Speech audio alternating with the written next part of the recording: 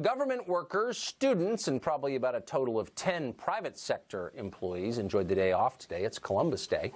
But people are increasingly not grateful to Christopher Columbus for giving them the day off. Noted fake Native American activist Elizabeth Warren says today should be Indigenous People Day in honor of the ancestors she doesn't have. And more cities across the United States are renaming the holiday that. Most notably, Columbus, Ohio is ditching Columbus Day and celebrating Veterans Day instead. James Robbins is the author of Erasing America, Losing Our Future by Destroying Our Past.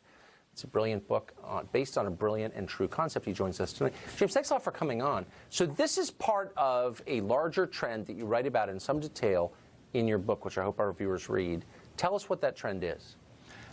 Tucker, well, the trend is to assault the American narrative, to make us all feel ashamed to be Americans, to look at every aspect of the American story and say, you know, the founders were bad, the Constitution is racist.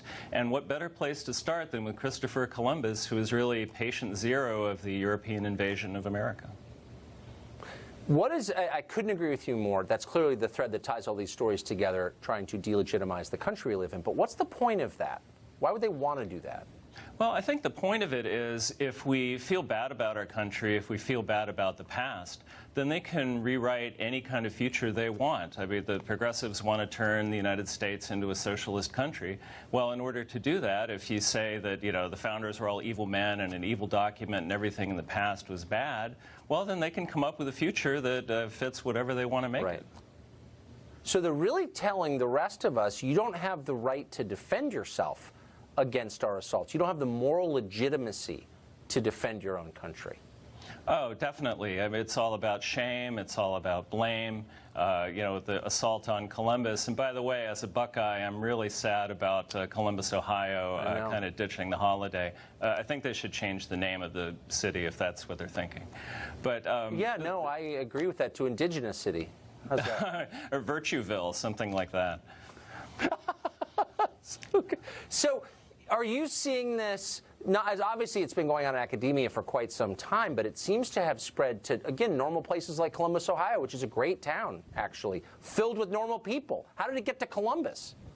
Well, I think it's been insinuated into the American education system for decades. I mean, starting in the 1970s, we've had this creep of revisionism in American history books until it kind of becomes the accepted narrative.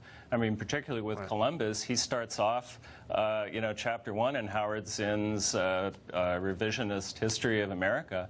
So people have grown up saying, oh, Columbus, yeah, he's a bad guy. That's unbelievable. It's a great book, and your explanation of it was crisp and super helpful. I appreciate your coming on. Thank you. Thanks, Tucker.